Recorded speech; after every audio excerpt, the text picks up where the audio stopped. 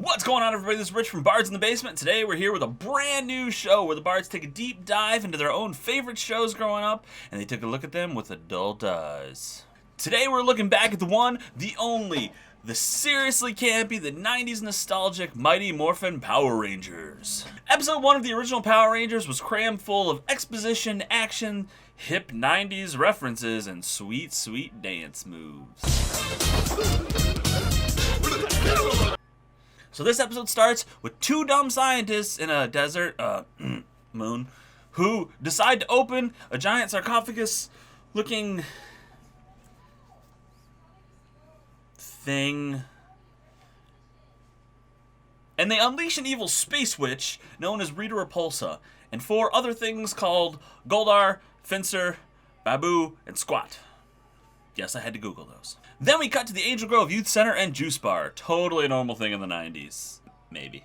This place has it all. Karate, gymnastics equipment, arcade machines, a juice bar, and two annoying antagonists that will probably use as comic relief throughout this entire series.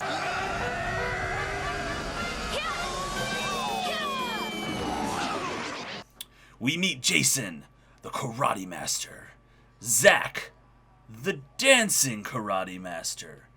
Trini, the brainy karate master. Kimberly, the cool girl gymnast, possible karate master. And Billy, the smart one. Hey, fellas. So basically an earthquake happens, and the only people that stay inside this juice bar are our 5 color-coordinated teenagers. And they are mysteriously teleported to a command center filled with twinkling lights and random buttons. Listen, I said it was 90s, okay? Enter Alpha 5, the annoying yet lovable robot henchman of Zordon. Zordon. I'm trying to... You see the thing about... Listen, we could do an entire episode on Zordon by himself, but we're not gonna go through that right now. He's a giant floating head.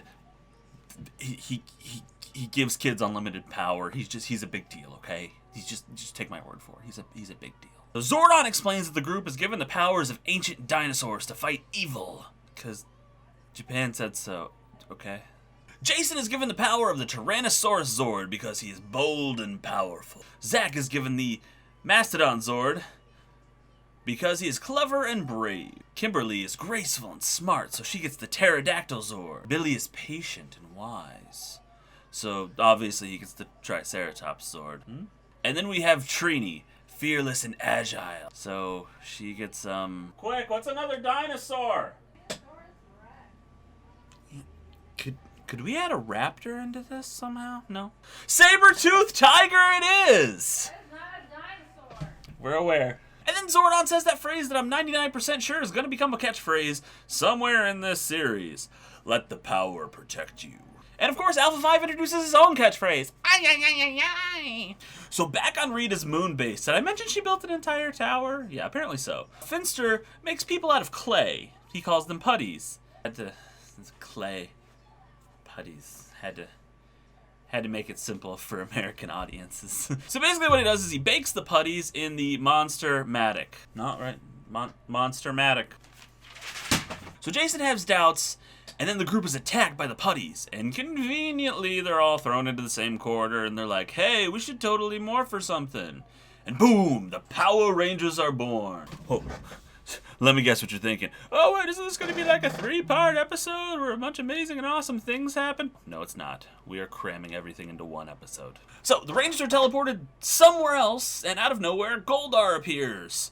So Rita throws her wand to Earth, and somehow makes it there. And this makes Goldar grow hundreds of feet tall. So the rest is pretty basic. You know, the Rangers call their Zords, come out of every habitat, including a volcano. So almost immediately, they form the Megazord, because, you know, gotta sell them toys. And in what should have been one of the most one-sided fights in the entire series between a seasoned monster and 5 kids who've had their powers for 3 minutes, the big bad resorts to drop-kicking the Megazord, and somehow Jason knew to call the Power Sword. And then Goldar is like, nah dog, I'm out.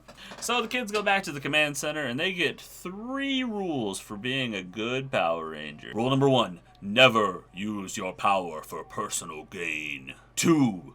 Never escalate a battle unless Rita forces you to. 3. Keep your identity secret. No one must know you're a Power Ranger. So yeah, that's that. We end the episode with the hands together, circle on 3. Where they put their hands. They do want to. I don't have friends, so I don't have anyone to do this with. And then they all jump and freeze frame. I feel we're going to be ending with a lot of freeze frames with this show. All honesty, this is a show I watched every morning and some afternoons when I was little. I think I was 4 or 5 when I started watching this. So I have nothing but love for this show. It's campiness. It's ridiculous 90s to the max. Extreme sports teenagers. Bleh. So now we get to the grading. So basically what I'm going to do is I'm going to break this down into 3 categories. We've got number 1, the story, number 2, the effects, and number 3, the nostalgia feel. Wait! So the story in this episode hits you hard, hits you fast, not a whole lot of time to play catch up on what's going on, but they had to introduce you to a lot of characters, and even though it was fast, I really don't feel like anything was too rushed. Minus knowing how to use your dang powers, how do you know how to use your dang powers? So for this, I'll give it a 4 out of 5. The effects were horrible to today's standards. But when you look at what the show was using, when you look at the fact that it was old Japanese footage that was recycled, lip dubbed for American audience, it really didn't feel that cheap yet. So I'll give this one a 5 out of 5, actually. Okay, you don't even have to ask what my number is for the nostalgia, okay? This is the entire reason I started this show. I love the Power Rangers, and I find myself watching these episodes and feel a new surge of excitement and familiarity with it, so, of course, I'm giving 5 out of 5 for nostalgia. There you have it, episode 1 of whatever we decide to name this. What should I name this thing? So that'll do it here for the first episode of TV Through Time.